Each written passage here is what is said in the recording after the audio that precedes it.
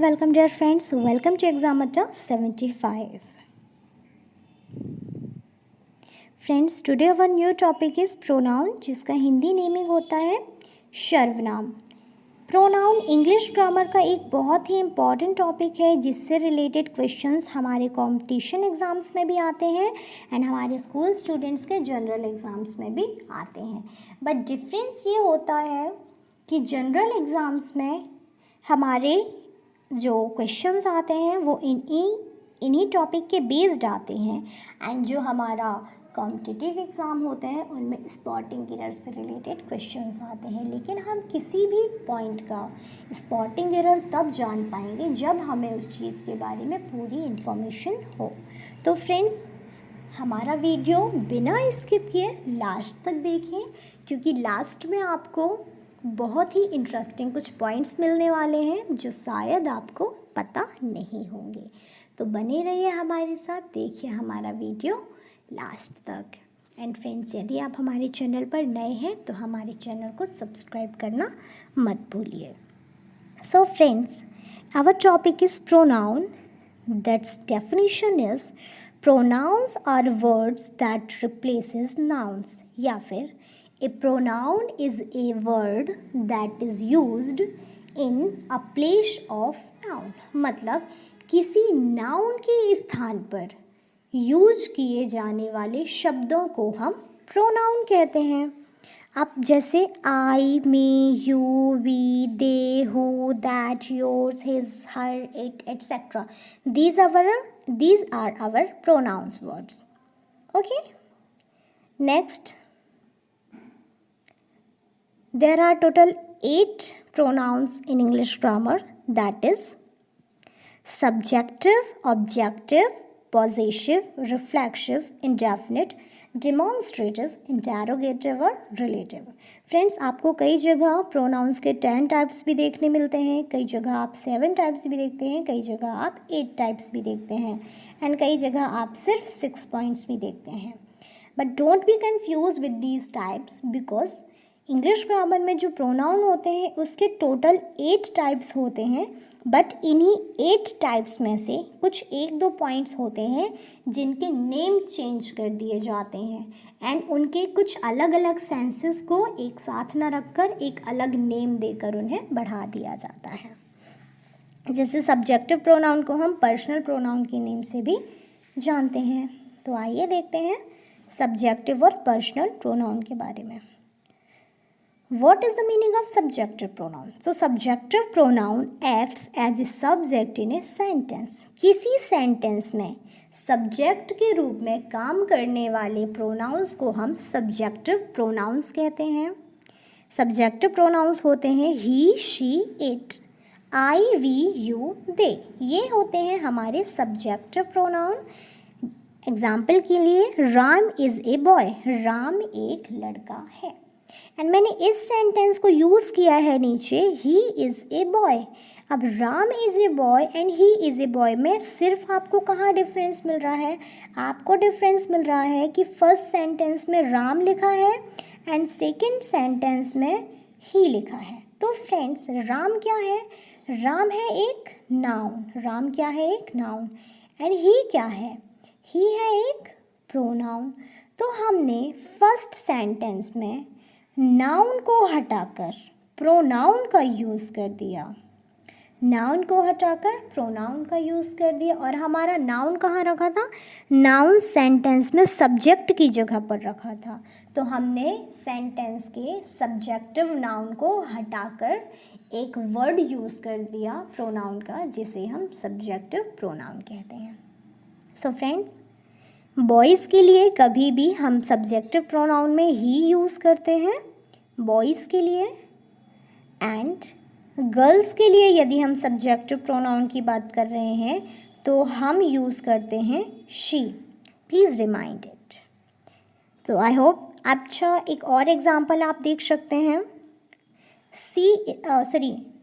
Ritu is a girl. Ritu एक लड़की है. तो हम इसे सब्जेक्टिव प्रोनाउन में क्या एग्जांपल देंगे? चेंज कीजिए. Change into subjective pronoun please. क्या होगा? या right. She is a girl, right. Why? हमने ऋतु को, जो कि एक नाउन थी, हमने ऋतु को सी से रिप्लेस कर दिया, तो हमने ऋतु को हटा दिया और शी यूज़ किया, जो कि हमारा सब्जेक्टिव प्रोनाउन है। ऑल राइट फ्रेंड्स, नेक्स्ट है हमारा objective pronoun. Objective pronoun acts as a object in a sentence. किसी सेंटेंस में ऑब्जेक्ट के स्थान पर यूज़ किए जाने वाले प्रोनाउंस को हम ऑब्जेक्टिव प्रोनाउंस के नेम से जानते हैं। ऑब्जेक्टिव प्रोनाउंस होते हैं him, her, it, me, you, they, us. Alright friends, ये जो अभी आपने सब्जेक्टिव प्रोनाउन पढ़े हैं, इन्हीं सब्जेक्टिव प्रोनाउन को जब हम किसी सेंटेंस में ऑब्जेक्ट की तरह यूज़ करते हैं, तब हम ही के प्लेस पर हिम, शी के प्लेस पर हर, इट के प्लेस पर इट, आई के प्लेस पर मी, यू के प्लेस पर यू, वी के प्लेस पर अश, दे के प्लेस पर दे, सॉरी दे के प्लेस पर यहाँ गलत लिखा है, दे का ऑब्जेक्टिव होता है दैम, तो दे के प्लेस पर हम दैम का यूज़ करते हैं। All right, okay. सो यहाँ पर हम दैम को सबसे पहले रिप्लेस करते हैं, हम यहाँ दैम लिखते हैं, बिकॉज अदरवाइज कन्फ्यूजन्स बढ़ने में टाइम नहीं लगता। ऑल राइट, जैसे एग्जाम्पल है आई नो राहुल, मैं राहुल को जानती हूँ। तो यहाँ पर राहुल सब्जेक्ट की जगह पर है कि ऑब्जेक्ट की जगह, देखकर बताइए। सबसे पहले सेंटेंस में सब्जेक्ट होता है, फिर वर्ब होती है, फिर ऑब्जेक्ट होता है। तो सब्जेक्टिव केस में सबसे पहले था राम, तो वो सब्जेक्टिव नाउन था, तो सब्जेक्ट में हमने राम की जगह ही लिखा था। अब यहाँ पर सब्जेक्ट के प्लेस पर है आई, तो वो तो खुद एक प्रोनाउन है। आई के बाद हमको मिल रही है वर्ब, ठीक है। ऑब्जेक्ट की जगह पर हमको मिल रहा है राहुल, तो क्या हम इसे लिख सकते हैं दैट आई नो ही? क्या ये सही होगा? नहीं, क्योंकि राहुल ऑब्जेक्ट के प्लेस पर यूज़ किया गया है, इसलिए राहुल के लिए हम यूज़ करेंगे हिम, तो हम लिखेंगे आई नो हिम, मैं उसे जानती हूँ। यदि यहीं राहुल की जगह रीना होता, आई नो रीना, तो रीना के लिए हम क्या यूज़ करते? शी। नो, शी नहीं, हम रीना के लिए यूज़ करते हर, और हमारा सेंटेंस होता आई नो हर। जैसे तुम मुझे जानती हो, यू नो मी, तुम मुझे जानती हो, राइट। तो यहाँ पर यू सब्जेक्ट है, नो वर्ब है, मी क्या है? मी है ऑब्जेक्ट। और देखिए मी ऑब्जेक्टिव केस का, ऑब्जेक्टिव प्रोनाउन का ही एक पार्ट है ना, इसलिए ये ऑब्जेक्टिव प्रोनाउन का एग्जाम्पल होगा, ठीक है। यदि मैं यू की जगह लिख दूँ कृति नोज मी, कृति मुझे जानती है, तो कृति क्या होगा? कृति के प्लेस पर यदि मैं शी यूज़ कर दूंगी तो वो सब्जेक्टिव प्रोनाउन बन जाता। ऑल राइट, आगे बढ़ते हैं। आई होप आपने सब्जेक्ट एंड ऑब्जेक्टिव प्रोनाउन के बारे में कन्फ्यूज़न दूर हो गई होगी। नेक्स्ट है हमारा पजेसिव प्रोनाउन, एंड इसकी डेफिनेशन होती है possessive pronoun tells us who owns a particular thing, मतलब किसी चीज़ पर अपना अधिकार जमाना ही, मतलब कोई ऐसी वस्तु, कोई ऐसी चीज़ जिस पर हम अपना अधिकार जमा रहे हैं। हम जिस वस्तु पर अधिकार जताते हैं, तो अधिकार जताने के लिए हम पॉसेसिव प्रोनाउन का यूज़ करते हैं, ठीक है। पॉसेसिव प्रोनाउन क्या क्या होते हैं फ्रेंड्स? पॉसेसिव प्रोनाउन को यूज़ करने की हमारे पास दो कैटेगरी होती हैं। पहली कैटेगरी में हम यूज़ करते हैं his, her, their, our, my, yours, ठीक है। सेकेंड कैटेगरी में हम यूज़ करते हैं हिज, हर की जगह हर्ष, देयर की जगह देयर्स, आवर की जगह अवर्स, माय का माइन, एंड योर का योर्स। तो फर्स्ट एंड सेकेंड कैटेगरी, दो कैटेगरीज हैं यहाँ पॉसेसिव प्रोनाउन की। तो एग्जाम्पल से समझते हैं कि दोनों category, what is the difference between first and second category of possessive pronoun. So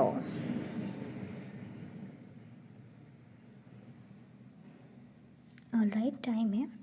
possessive pronoun के एग्जाम्पल है दिस इज़ माई बुक, यह मेरी पुस्तक है। एंड सेकेंड एग्जाम्पल है दिस इज़ माइन, यह मेरी है। फ्रेंड्स, एक बात है जो आपको याद रखनी है, फर्स्ट सेंटेंस में मैं अपना अधिकार जमा रही हूँ बुक पर कि यह बुक मेरी है।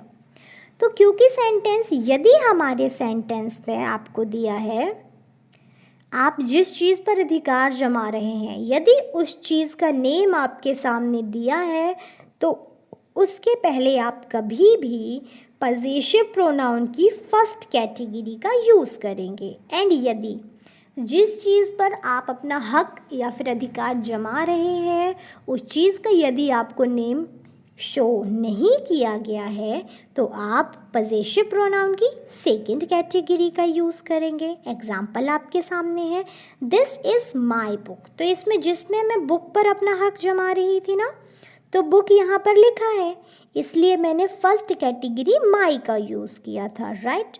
लेकिन सेकंड एग्जाम्पल में बुक का तो नेम लिखा ही नहीं है कि मैं बुक पर हक जमा रही हूँ, मैंने बोला यह मेरी है, कुछ भी हो सकता है वो। तो जब हमें उस चीज़ का नेम नहीं दिया गया है जिस पर हम हक जमा रहे हैं तो वहाँ पर हम पजेसिव प्रोनाउन की सेकंड कैटेगरी का मैंने यूज़ किया है। All right friends, I hope you understand very well. Okay, एक दो और एग्जाम्पल देखते हैं। मान लीजिए मुझे कहना है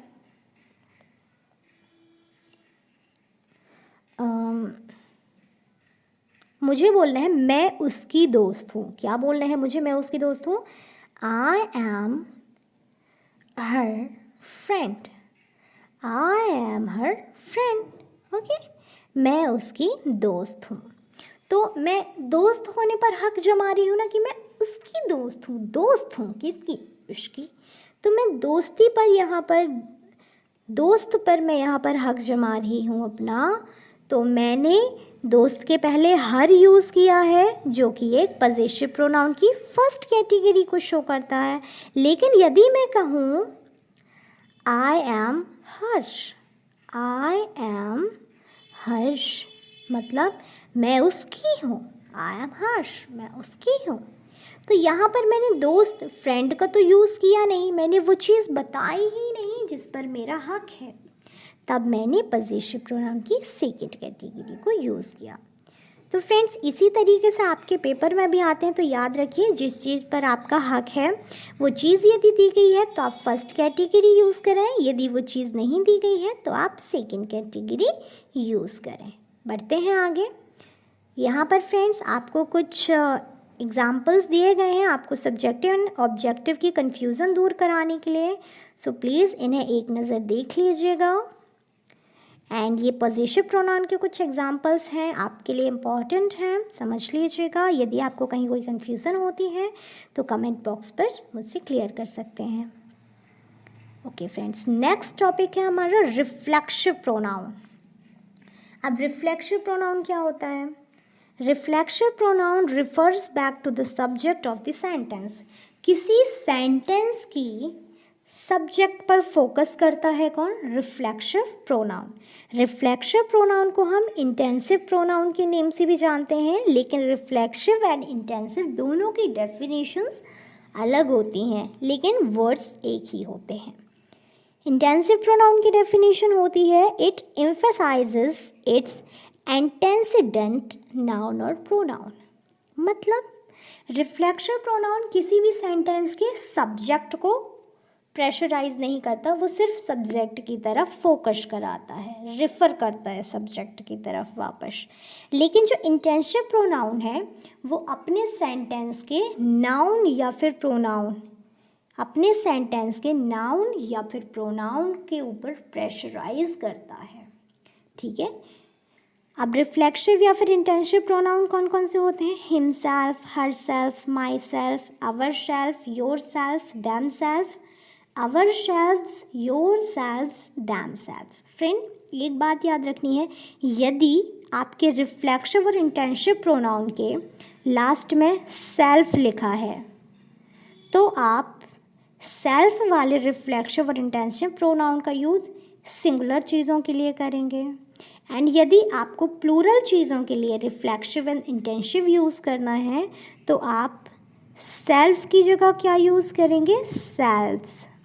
जैसे अगर आपको बताना है, जैसे आपको क्या कहना है, आप जाएंगे, है ना, आप खुद जाएंगे, you will go your self. लेकिन अगर मुझे कहना है आप सभी खुद जाएंगे तो क्या बोलूँगी, you will go your selves. मुझे बहुत सारे लोगों की बात करनी है तो मैं सेल्व्स यूज़ कर रही हूँ, और सिंगुलर की बात करनी है तो सेल्फ यूज़ करना है। Please remind.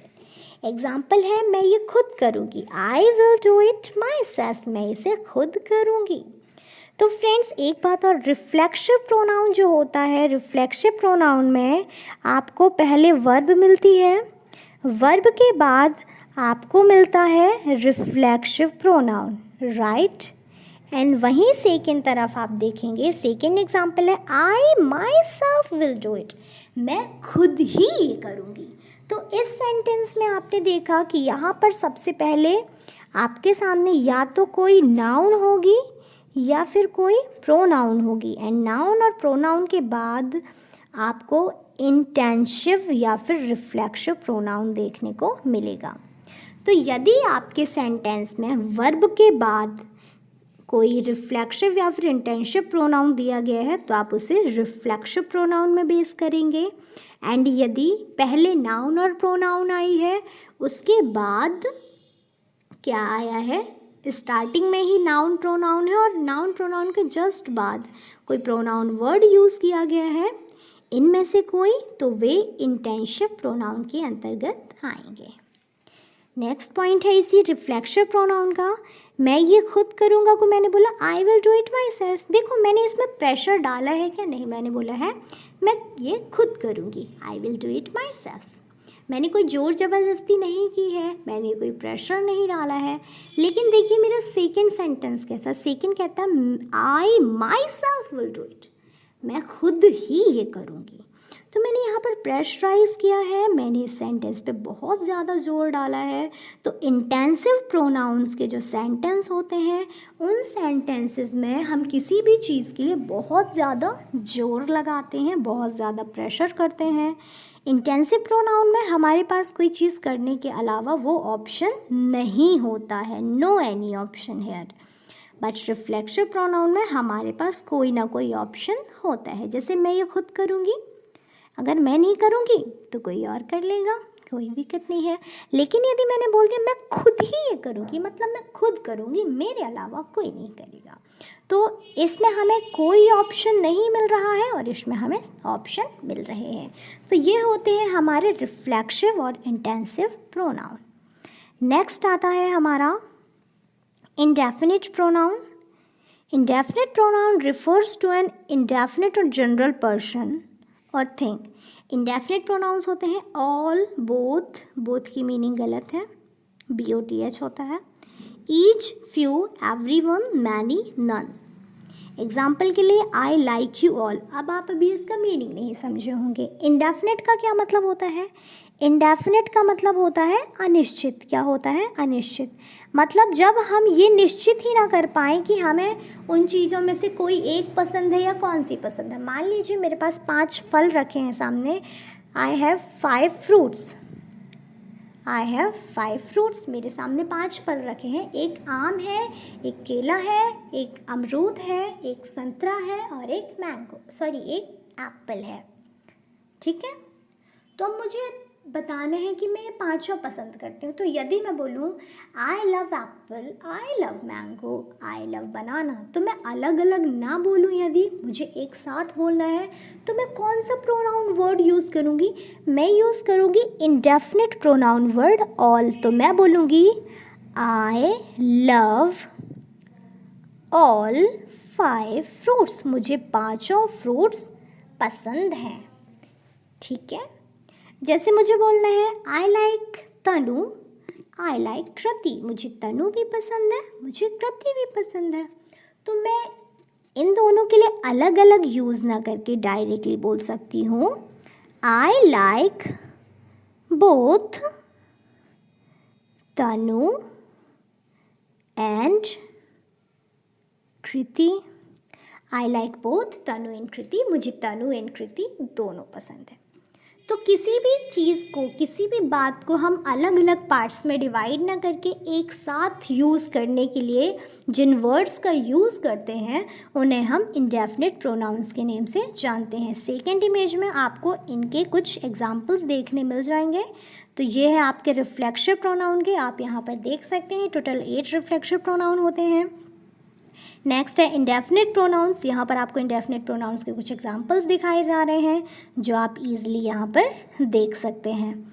नेक्स्ट है हमारा demonstrative pronoun and interrogative pronoun. So demonstrative pronoun होता है it points out a noun. Demonstrative pronoun एक ऐसा प्रोनाउन होता है जो अपने सेंटेंस में नाउन को पॉइंट्स आउट करता हो, मतलब नाउन्स की तरह पूरा फोकस करता हो, नाउन को निकाल रहा हो। जैसे डिमॉन्स्ट्रेटिव प्रोनाउन में क्या क्या आता है, दिस, दैट, दोस, दीज, ये सारे डिमॉन्स्ट्रेटिव प्रोनाउंस हैं, राइट। एग्जाम्पल के लिए दिस इज़ ए पेन, क्या दिस इज़ ए पेन, तो दिस क्या है, एक डिमॉन्स्ट्रेटिव प्रोनाउन है और मैं पॉइंट्स आउट कर रही हूँ, मेरी नाउन क्या है, पेन, पेन एक नाउन है, तो मैं यहाँ पर पेन की तरफ रिफर कर रही हूँ ना, पॉइंट्स आउट कर, दिस इज़ अ पेन, यह एक पेन है। तो मैं पेन को फोकस करने के लिए मैंने डिमॉन्स्ट्रेटिव प्रोनाउन का यूज़ किया। दैट इज़ योर फ्रेंड, यह तुम्हारी दोस्त है, या फिर यह तुम्हारा दोस्त है। तो यहाँ पर दैट है मेरा डिमॉन्स्ट्रेटिव प्रोनाउन और मैं यहाँ पर फ्रेंड को पॉइंट आउट कर रही हूँ जो कि मेरी नाउन है। नेक्स्ट दीज आर एप्पल्स, तो दीज एक डिमॉन्स्ट्रेटिव प्रोनाउन है एंड एप्पल्स हमारी नाउन है। तो इस तरह डिमॉन्स्ट्रेटिव प्रोनाउन में हम किसी भी नाउन को पॉइंट्स आउट करते हैं। तो ऐसे प्रोनाउन जो नाउन को पॉइंट्स आउट करते हैं, नाउन को बाहर निकालते हैं या फिर उन पर पूरा फोकस करते हैं, उन्हें हम डिमॉन्स्ट्रेटिव प्रोनाउन के नेम से जानते हैं। ओके, नेक्स्ट है हमारा interrogative pronoun. Interrogative pronoun it is used to ask a question. Interrogative pronoun का यूज़ क्वेश्चन पूछने के लिए किया जाता है। इंटरोगेटिव प्रोनाउन में जितने भी वर्ड्स आते हैं वो WH होते हैं, राइट। जैसे what, which, who, whom, whose। What मतलब क्या, विच मतलब किस या फिर कौन सी, हु मतलब कौन, whom मतलब किसे, whose मतलब किसकी, ठीक है। तो ये इनके हिंदी वर्ड्स हुए WH के रूल में, क्योंकि हम क्वेश्चन पूछने के लिए जैसे यूज़ करते हैं हु वॉन यस्टरडे, कल कौन जीता, तो यहाँ पर हमारा इंटरोगेटिव प्रोनाउन क्या है, who. What do you mean, तुम्हारा क्या मतलब है, तो यहाँ पर हमारा इंटरोगेटिव प्रोनाउन है what. Whose car is this, यह किसकी कार है, तो हुज है हमारा यहाँ पर इंटरोगेटिव प्रोनाउन। तो ये एक बहुत ही इजी प्रोनाउन है, आपको WH वर्ड्स मिलते हैं एंड क्वेश्चन पूछने के लिए आप इंटरोगेटिव प्रोनाउन का यूज़ करते हैं। आपको यहाँ पर नेक्स्ट मिल रहा है डिमॉन्स्ट्रेटिव प्रोनाउन। डिमॉन्स्ट्रेटिव प्रोनाउन की डेफिनेशन होती है मैं ऑलरेडी आपको शायद पढ़ा चुकी ना डिमॉन्स्ट्रेटिव प्रोनाउन को ऑलरेडी। आपको यहाँ पर डिमॉन्स्ट्रेटिव प्रोनाउन के कुछ अदर एग्जांपल्स मिल जाएंगे जो आप इजीली देख सकते हैं। एंड इसी के बाद आपके पास इंटरोगेटिव प्रोनाउन के कुछ एग्जांपल्स हैं, जैसे हु का यूज़ पीपल्स के लिए किया जाता है, whom का यूज़ भी पीपल्स के लिए ही किया जाता है। एंड इसी के अलावा हुज, वॉट, विच, हुज का यूज़ भी पीपल के लिए किया जाता है, वॉट का यूज़ भी पीपल के लिए किया जाता है एंड विच भी पीपल के लिए किया जाता है। लेकिन इनको यूज़ करने के क्या तरीके हैं और इनसे क्या क्वेश्चंस बनते हैं वो आप अच्छी तरह से इस एग्जाम्पल में देख सकेंगे। फ्रेंड्स, यहाँ पर लास्ट में मैंने आपके लिए कुछ स्पॉट द एरर रखे हुए हैं। जैसे कि मैंने कहा था वीडियो लास्ट तक देखिएगा क्योंकि कुछ इंपॉर्टेंट है।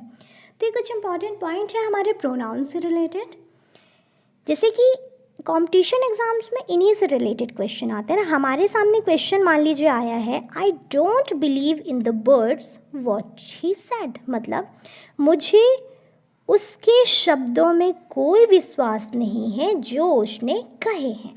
ठीक है, अब हमें कह रहा है स्पॉटिंग एरर सर्च करके बताओ, यहाँ स्पॉटिंग एरर है, यहाँ स्पॉटिंग एरर है, या फिर इसमें।